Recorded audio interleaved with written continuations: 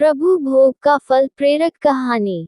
हमारे शास्त्रों में लिखा गया है कि घर में बनने वाले भोजन का सर्वप्रथम भगवान को भोग लगाना चाहिए और फिर स्वयं ग्रहण करना चाहिए।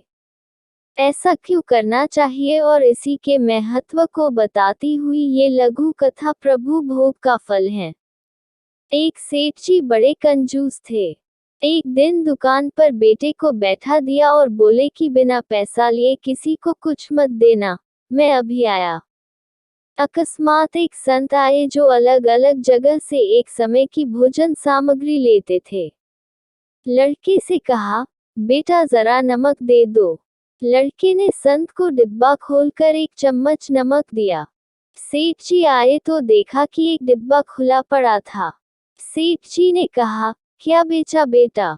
बेटा बोला, एक संत जो तालाब के किनारे रहते हैं, उनको एक चम्मच नमक दिया था। सेठ का माथा ठनका और बोला, अरे मूर्ख, इसमें तो जहरीला पदार्थ है। अब सेठ जी भागकर संत जी के पास गए।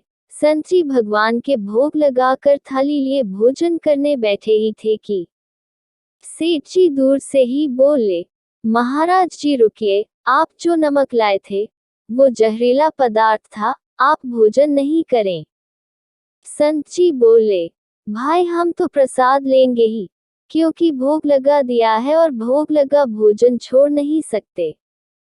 हाँ, अगर भोग नहीं लगता तो भोजन नहीं करते, और कहते कहते भोजन शुरू कर दिया। सेठ जी के होश उड़ गए, वो तो बैठ गए वहीं पर। रात हो गई। सेठ जी वहीं सो गए कि कहीं संत जी की तबीयत बिगड़ गई तो कम से कम वैद्य जी को दिखा देंगे तो बदनामी से बचेंगे। सोचते सोचते उन्हें नींद आ गई। सुबह जल्दी ही संत उठ गए और नदी में स्नान करके स्वस्थ दशा में आ रहे हैं। सेठ जी ने कहा, महाराज तबीयत तो ठीक है। संत बोले, भगवान की कृपा है। इतना कहकर मंदिर खोला तो देखते हैं कि भगवान के श्री विग्रह के दो भाग हो गए हैं और शरीर काला पड़ गया है। अब तो सेठ जी सारा मामला समझ गए कि अटल विश्वास से भगवान ने भोजन का जहर भोग के रूप में स्वयं ने ग्रहण कर लिया और भक्त को प्रसाद का ग्रहण कराया। सेठ जी ने घर आकर बेटे को घर दुकान संभला दी और स्वयं भक्ति करने संत शरण में चले गए। इसलिए रोज ही भगवान को निवेदन करके भोजन का भोग लगा करके ही भोजन करें, भोजन अमृत बन जाता है।